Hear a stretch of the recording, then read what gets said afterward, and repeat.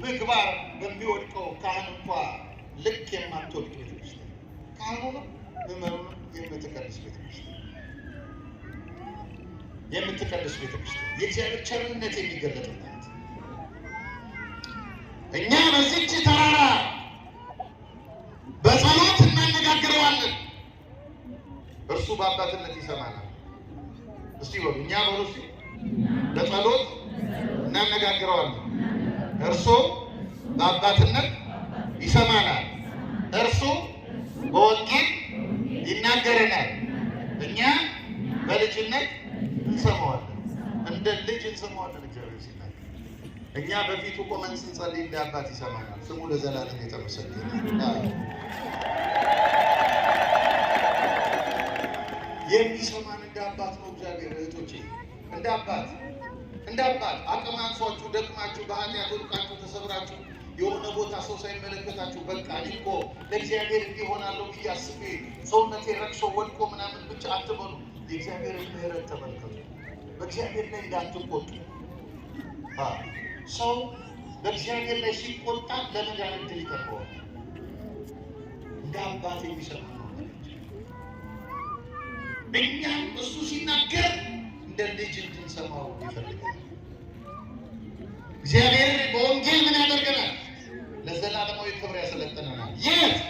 በዚች በጽዮን ተራራ በወጣንባት መሰልጠኛችን ናት። ምንድን ነው የምንሰለጥንባት?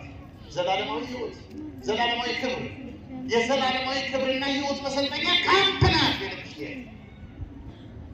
ብዙ ካምፖች አሉ፣ ለብዙ ዓላማ ሰዎች የሚሰለጥኑባቸው፣ ለጥፋትም ይሁን ለልማት።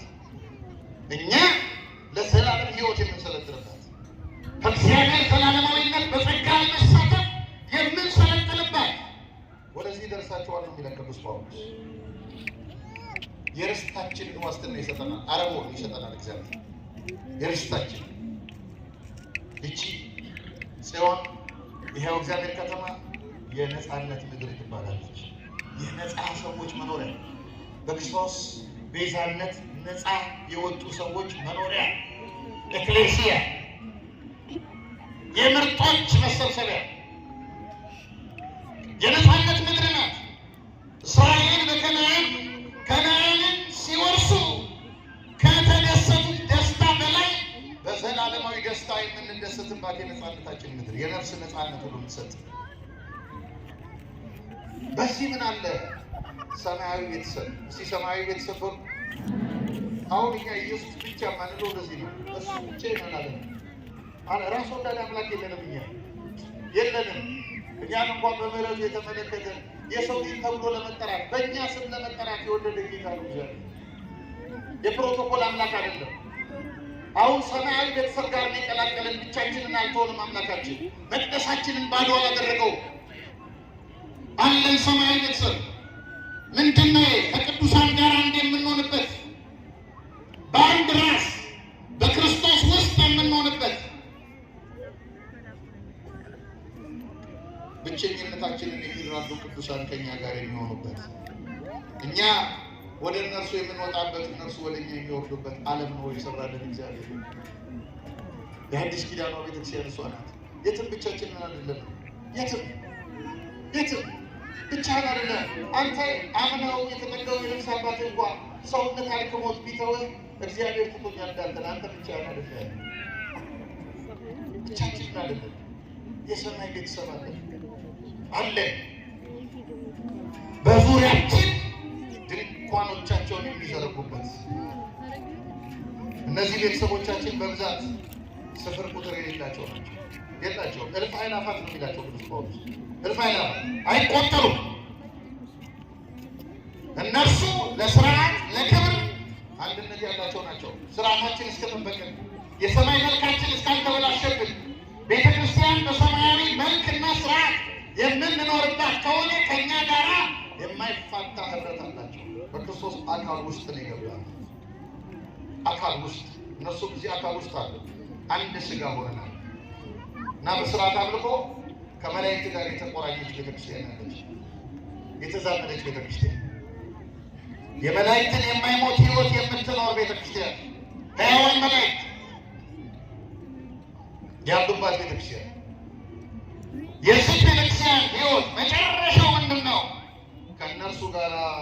በዘላለማዊ ዓለም መኖር በዘላለማዊ ዓለም ከዚያ በዚህ በታላቁ የእግዚአብሔር ከተማ በጽዮን ተራራ ምን አለ? በኢየሩሳሌም ሰማያዊት አለና በሰማይ የተጻፉ የበኩራት ማህበር አለ። የበኩራት ማህበር ይሄ የበኩራት ማህበር የሚለው ደግሞ የቤተ ክርስቲያንን ዓለም አቀፋዊነትና አንዲትነት የሚያሳይ ነው። ምድራዊ ድንበር የማያጥራት ሁሉም በኩል የምታደርግ ጎሳ፣ ዘር፣ ቀለም፣ ቋንቋ ሳትለይ በጥምቀት ከማኅፀነ ዮርዳኖስ የተወለዱትን ሁሉ በኩል የምታደርግ ታናሽና ታላቅ የሌለባት ቤተ ክርስቲያን። አንድ እናት እንደምታውቁት ልጆች ስትወልድ ታላቅ አለ፣ ታናሽ አለ፣ አንዳንዴ ለታላቅ ታደራለች። መድሎ የሌለባት ቤተክርስቲያን እግዚአብሔር ስሙ የተመሰገነ ይሁን። በመቅደሱ ውስጥ ያሉ ሰዎች ሊኖሩ ይችላሉ፣ መድሎ የሚያመጡ ዘር፣ ጎሳ፣ ቀለም፣ ቋንቋ፣ ወንዝ ቆጥረው ምናምን ከተጠሩበት ዓላማ ውጭ ሆነው ሌላ እዚህ መሬት ላይ ሲንከሰከሱ ሲወዳድቁ ልትመለከት ትችላለህ። የአንተ ቤተክርስቲያን ግን የበኩራት ማህበር ናት። አንተን ከሁሉ ጋር በክርስቶስ አቻ ያደረገች ቤተክርስቲያን፣ ምድርን የምትሞላ ቤተክርስቲያን፣ ማንንም የማታውቅ ሰው ከዚህ ቤተ መቅደስ ግቢ ይህን ቋንቋ ነው የምትናገረው፣ እዚህ ነው የተወለድከው፣ ዘርህ ይሄ ነው ብሎ ገፍትሮ ሊያስወጣ ይችላል። ከሰማያዊ ቤተ መቅደስ ሊያወጣ የሚችል አይደለም። አንተ ብትቀር የበኩራት ማህበር ቤተሰብ ሆነ። እግዚአብሔር ስሙ የተመሰገነ ይሁን። ማንም አናውጣ ወደ በኩራት ማህበር ነው የሚለን። ወደ እነርሱ በእምነት ወደ እነርሱ እንመጣለን። በአንድ ራስ በክርስቶስ ስር እንሆናለን፣ ብልቶች እንሆናለን።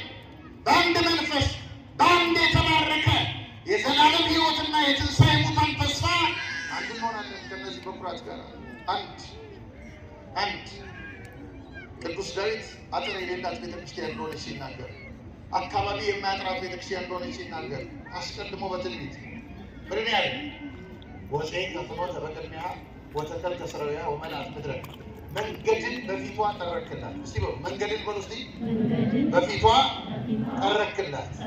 መንገዱን የጠረገላት በደሙ ነው። ክርስቶስ ስሙ የተመሰገነ ይሁን። ብሌት በማያገኘው ደም በክርስቶስ በደሙ የመረቀላት መንገድ ነው።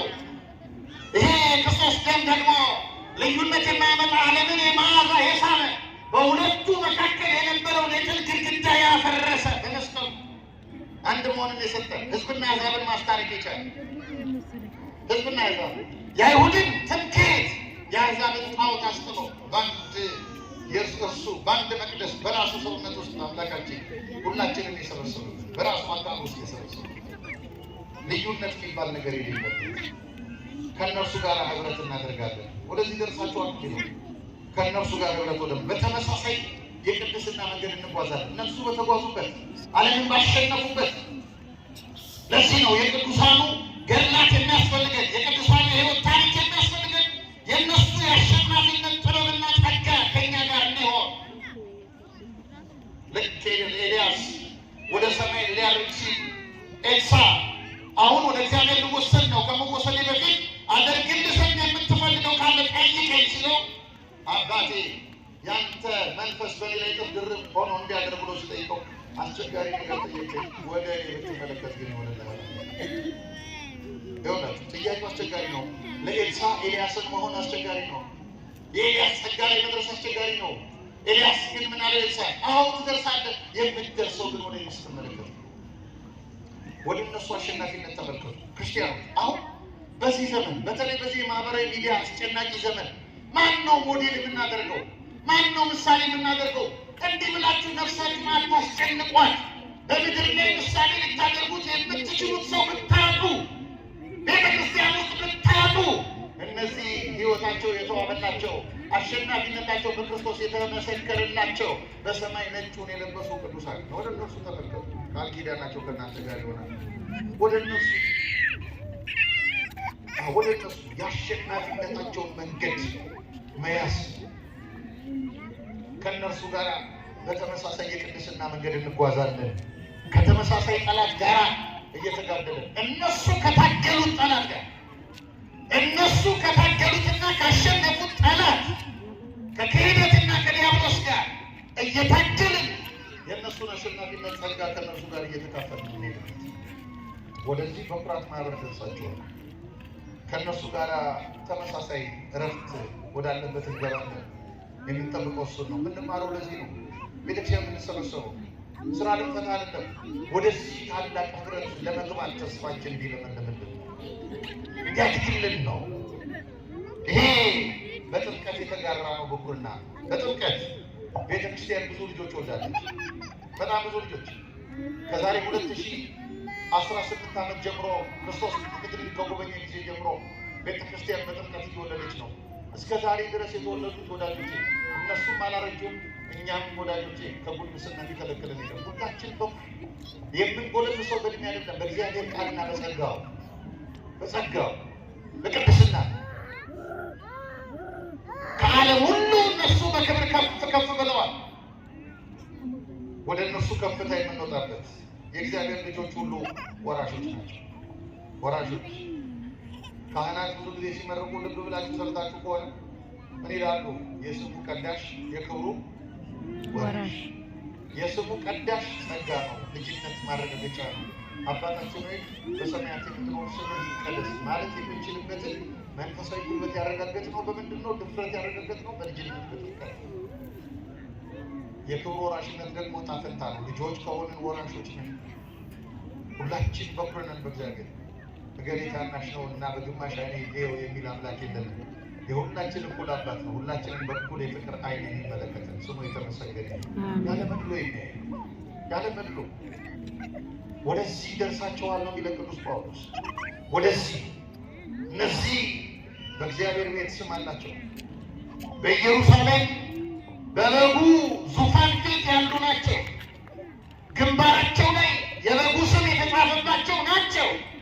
ወደ እነርሱ ስንመለከት ይሄንን በክርስቶስን የሚሸፍኑብን ሳይሆን በግንባራቸው ላይ ኢየሱስ ክርስቶስ የዘላለም ንጉሥ የሚል የምናነብባቸው ቤተሰቦቻችን ናቸው። ወደዚህ ደርሳቸዋል። ከዚህ የቤተሰብ ሕይወት እንዳትወጡ ነው ክርስቲያኖች። ባዶአችሁን እንዳያስቀሯችሁ፣ ባዶአችሁን ዝም ብሎ እንዳትወጡ። ከዚህ ቤተሰብ ወጣችሁ፣ ከዚህ ህብረት ወጣችሁ አንድ ፓስተር ጫማ ስር እንዳትወጡ ክርስቲያኖች ወጣችሁ እንዳትወጡ። ወደዚህ ቤተሰብ ነው ክርስቶስ ያስጠጋል። ወደዚህ ቤተሰብ እነዚህ ቤተሰቦች በበጉ የህይወት መጽሐፍ የተመዘገቡ ናቸው። የእነሱ መመዝገብ ደግሞ እኛን ራሱ ከነሱ ጋር አንድ እንደምንሆን ማረጋገጫዎቻችን ናቸው። ማረጋገጫዎቻችን ናቸው። በበጉ የህይወት መጽሐፍ የተጻፉ ናቸው። ከዚህ ምን አለበት በታላቅ በብዙ ደስታ በደስታ ወደ ተሰበሰቡት ወደ አላፋት መላእክት ደርሳቸዋል። ወደ በኩራት ማህበር አለና ወደ ጻድቃን መንፈሶች አሉ። እውነትን ሲናገሩ እውነትን ሲኖሩ ወደ ነበሩ ወደ ጻድቃን ልባቸው ብንከፍተው የሚያስተምሩ ክርስቶስን ማሳየት የሚችሉ መስታወቶቻችን ወደዚህ ታላቅ ሕይወት ደርሳቸዋል። ወደዚህ አንድ ቅዱስ አግናጢዎስ የሚባል ታላቅ አባት በብዙ ትምህርት የማነሳው አስደናቂ ጻድቅና ቅዱስ ሰማዕት ነው። ይገርመኛል ሕይወቱ። ይሄ አባት ገና በልጅነቱ ጌታችን በዚህ ምድር ላይ ሲያስተምር ሕፃናት ወደ እኔ ይመጡ ዘንድ አትከልክሏቸው ብሎ በእጁ ካቀፋቸው ሕፃናት መካከል አንዱ ነው። ድንገት በክርስቶስ ክንድ የታቀፈ እና ክርስቶስ ክንዱ የደገፈው እና እዚህ ክንድ ላይ የታቀፈ እንዴት ሊወድቅ ይችላል? ወዳጅ እና ከብዙ ዘመን በኋላ አድጎ ትልቅ ሰው ሆኖ 80 ዓመት ሞልቶት ትራጃን በሚባል ንጉሥ ዘመን ወንጌል ሲያስተምር፣ በዚያ ዘመን ደግሞ ክርስትና ወንጌል መስበክ ወንጀል ተብሎ ወንጌልንም ያስፋፉ ወንጀለኞች ናቸው እና በሞት እንዲቀጡ ያው በሞት ቀጪዎቻቸው በሚፈልጉት የሞት አይነት እንዲቀጡ ያ አዋጅ የወጣበት ዘመን ነው እና በዚህ ዘመን ብዙ ሕዝብ ሰብስቦ ወንጌል ያስተምራል በጥማት። አንድ ቀን የትራጃን ንጉሥ ወታደሮች መጥተው ለንጉሱ ነገሩት። ይህ ሰው ሕግህን ጥሶ ሕዝብ ሰብስቦ ወንጌል እየሰበከ ነው ያለው፣ ፍርድ ይገባዋል ብለው የሞት ፍርድ ይገባዋል ብለው ጠየቁ። እንግዲያውስ በምን እንድቀጣው ትወዳላችሁ? በምን አይነት የሞት መንገድ? ወታደሮቹ ጨካኞች ስለነበሩ ለተራቡ አንበሶች ይሰጥ፣ አንበሶች ይብሉት፣ እንደ ፈቃዳችሁ ይሁን ብሎ በአንበሳ ተበልቶ እንዲሞት ፈርሞ ንጉሱ ደብዳቤው የሞቱን አዋጅ የንጉሱን ደብዳቤ ይዘው ወደ አግናጢዎስ ሲመጡ አግናጢዎስ አሁንም ወንጌል እየሰበከ ነው እና ወንጌል እየሰበከ አገኙት። ያንን ደብዳቤ የሰጡት የሞቱን ደብዳቤ አነበበው። ለአንበሳ እንዲሰጥለት ተፈረደበት። አየ ይህ ከተመለከተ በኋላ አንድ ጊዜ አላቸው ወታደሮቹ የምታሰርበትን ሰንሰለት አንድ ጊዜ ትሰጡኛላችሁ አላቸው። እስኪ ምን ሊያደርግ ነው ብለው ሲሰጡት ሰንሰለቱ ተቀበለና አባቴ ቅዱስ ጳውሎስ ለስምህ የታሰረልህ ክርስቶስ ሆይ ለእኔም እንድታሰርልህ ለስምህ እንድታሰርና ለስምህ እንድሞትልህ ለዚህ ክብር ስላጨኸኝ አመሰግናለሁ። ሳሞ ሰንሰለቱ አሁን ቅዱስ ጳውሎስን በምን አስታውሰው? ክርስቶስን እንዴት እንዳሳየ ተመልከቱ። ቅዱሳን መስታወቶች ናቸው። ወደ እነዚህ ደርሳቸዋል ነው የሚለው። ሰንሰለቱን ሳመና ታስሮ ወታደሮቹ እየመቱ እየደበደቡ ወደ አንበሶቹ ሲወስዱት ብዙ ደቀ መዛሙርቱ እየተከተሉ ያለቅሳሉ። ወታደሮቹን አንድ ጊዜ ይለምናል፣ አንድ ጊዜ ደግሞ ራሱ አግናጤዎስን እባክህ አባታችን ዘመን እስኪያልፍ ድረስ ለእነዚህ ወታደሮች ገንዘብ እንኳን ይሆን ጉቦ እንኳን ይሆን ከፍለን እናስበልህና ዘመን ሲያልፍ መተት አስተምረናል እባክህ ይሉታል። አግናጤዎስ ዞረና ምን አላቸው? እናንተ አላቸው ተማሪዎቹ የማስተምራችሁ ትምህርት እውነት እንደሆነ ታምናላችሁ? አዎ። እስከ ዛሬ ያስተማርኳችሁ እውነት እንደሆነ ታምናላችሁ? አዎ እናምናለን። ታምናላችሁ? አዎ። ትንሣኤ ሙታን እንዳለ ታምናላችሁ? አዎ እናምናለን። እንግዲህ ሴን የምታምኑ ከሆነ እያለቀሳችሁ በፊቴ በእንባችሁ እንቅፋት አትሆኑ። እንባችሁ እንቅፋት እየሆነብኝ በውስጥ ያለው ህይወት ነው ይለኛል አለ። እስቲ በውስጥ ያለው ህይወት በሉ። በውስጥ ያለው ህይወት ነው ይለኛል አለና ቀጥሎ እንዲህ ያለ ቃል ተናገረ። ምን አለ መሰላችሁ? እናንተ አለ እናንተ የአንበሳውን ጥርስ ነው እያያችሁ ያላችሁት። እኔ ግን ይገርማችኋል፣ እናንተ ያላያችሁትን ነገር እያየሁ ነው። ገና አንበሶቹ ጋር ሳይደርስ በአንበሶቹ ጉሮሮ መካከል የክርስቶስ እጁ ተዘርግቶ እያየሁ ይቀበል። ስለዚህ እኔ በእግዚአብሔር ዙፋን በሰማዩ ረቂቅ መሠዊያ ፊት ለእግዚአብሔር ሕያው እንጀራ ሆኜ የምቀርብ መስዋዕት ስለሆንኩኝ እንጀራ ደግሞ እንጀራ ሆኖ በመሶብ እንዲቀርብ አስቀድሞ ጤፉ መፈጨት ስለሚገባው እኔም እንጀራ ሆኜ በእግዚአብሔር ፊት እንድቀርብ በእነዚህ አንበሶች ጥርስ ልፈጭለት ይገባኛል አለ። ወሰዱና ወታደሮቹ ለአንበሶቹ ሰጡት። አንበሶቹ ቅርጥፍጥፍ አድርገው በሉት። ምንም አላሰራም። ምንም ስጋውንም አጥንቱንም ምንም። አንበሶቹ በልተው ጨርሰው ሲሄዱ እነዚህ ክርስቲያኖች ሩቅ ሆነው እያለቀሱ ነበረ። እና እስቲ አባታችን የተረፈ የሆነች ነገር ካለ ለማስታወሻ መቃብርና ኑሮ ብለው ከሰውነቱ የተረፈ አንድ ጊዜ ታስታውሳላችሁ። በስሞቹ አካባቢ ወደ ከሆኑላናችን ለሰዎች የተሰጣቸው በደች የተሰፈረ ልክ እንደዚህ ፈለጉት እና ሲሄዱ ምንም ነገር አላስቀረፉም አንበሶቹ ምንም። እና ባይናቸው እንደዚህ ሲፈልጉ ሲፈልጉ አይገርማቸዋል። አጥንቱንም ስጋውን በተጨርሶ ልቡን ብቻ ትተውት። ምኑን አልኳችሁ? ልቡን ትንሿን ልቡን ትተውታል። እና ልቡን ትተውታል። ወደ ልቡ ጋር ጠጋ ሲሉ ልቡን ሲያዩት አለ። ልቡን አንስተው ሊቀብሩት ብድግ ሲያደርጉ ልቡ ላይ ኢየሱስ ክርስቶስ የዘላለም ንጉሥ የሚገዛው እግዚአብሔር ስም የተመሰገነ። ለምንድን ነው ብትሉኝ ክርስቶስ አግናጤዎስን ለደቀ መዛሙርቱ የእምነት ጥራት ድፍረትና ወንጌል እንዲሆናቸው ወደ እነዚህ ታላቅ የጻድቃን መንፈስ ደርሳችኋል። ወደ እነዚህ ታላቅ ወደዚህ ቤተሰብነት ከዚያስ በደስታ ወደ ሰበሰቡት መላእክት እስቲ በደስታ በምን በደስታ ምንድን ነው የመላእክት ደስታ? ምንድን ነው? እንደኛ በልቶ ሲጠግቡ ሲዝናኑ እንደኛ ፎቶ ሲነሱ ነው? የመላእክት ደስታቸው ሲለብሱ ነው? ምንድን ነው? የመላእክት ደስታ የሰው መዳን ነው። እስቲ የሰው መዳን ሁሉ የሰው መዳን ሁሉ መዳንን ይወርሱ ዘንድ ለማገዝ ስላላቸው የሚላኩ መናፍስት ብሎ ቅዱስ ጳውሎስ እንደተናገረ የእነሱ ደስታ ምንድን ነው? እኛ ከእነሱ ጋር ህብረት መደመራችን፣ ከእነሱ ጋር ቤተሰብ መሆናችን፣ በአንድ ኃጢአተኛ ንስሐ መግባት በእግዚአብሔር መልአክ ፊት ደስታ ይሆናል ተብሎ እንደተጻፈ እኛ ደስታ ብቻ አይደለም፣ ልክ ስንድን እንደሚደሰቱ ሁሉ ስንጠፋ ደግሞ በክህደት ስንጠፋ በዓለም ስታጠፋን ደግሞ የሚያዝኑ ቤተሰቦቻችን ከእነርሱ ጋር ቤተሰብ አደረገን እግዚአብሔር። ገብርኤልን የምናስበው ዛሬ ቤተሰብ። አንድ ነገር ነግሬያችሁ ላልና ትምህርት ቅዱስ ባስልዮስ ዘቂሳርያ የሚባል አባት ይላል መላእክት ይላል። የሉቃስ ወንጌል ምዕራፍ 13 ሲተረጎም ጌታችን ያስተማረው ምሳሌ አለ። አንድ ፍሬ የሚፈልግባት የወይን ተክል አለች። 3 ዓመት ፍሬ ሊፈልግባት ተመላለሰ። ፍሬ ሲያጣባት የወይኑ ጌታ ጠባቂውን ይህንን በለስ ወይን ቁረጠው፣ ስለምን መሬቱን ታጎሳቁለዋለች፣ በስፍራው ሌላ ተክል አለው አለው። ያን ጊዜ ግን ጠባቂው ምን አለ?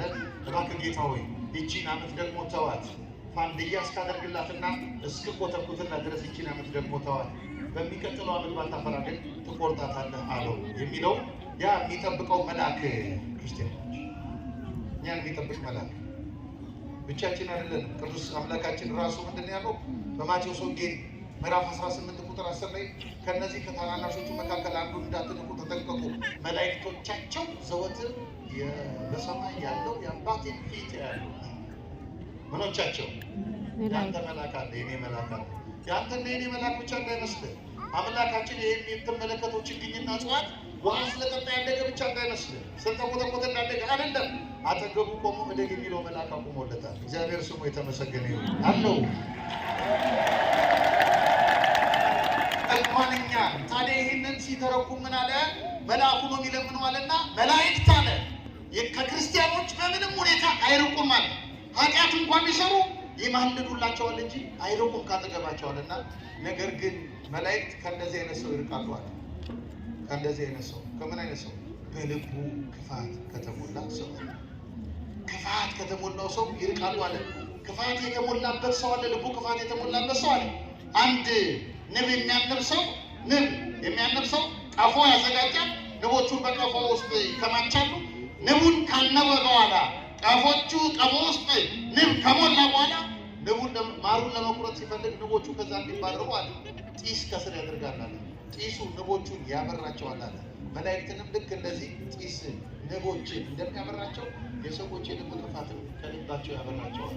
ነገር ግን ልባቸው ክፋት ከሌለው በድካማቸው የሚወድቁ ቢሆኑ ግን ሁልጊዜ ሊያግዟቸው ካጠገባቸዋል። ክርስቶስ የሞተልን ወደ እነዚህ ቅዱሳን መላእክት ህብረትና ቤተሰብነት እንድንመጣ ነው። እንዲያግዙን፣ እንዲራዱ በመዳን ጉዟችን፣ በዘላለም ሕይወት ጉዟችን እንደ ቤተሰብ ካጠገባችን ሆነው ሴሎቻችን ሆነው የሚራዱን የሚያግዙን ናቸው።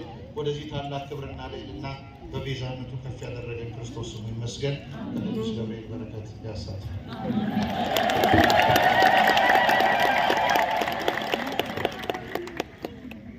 ያስተማረን የመከረን የአባቶቻችን አምላክ ቅዱስ አምላካችን እግዚአብሔር ስሙ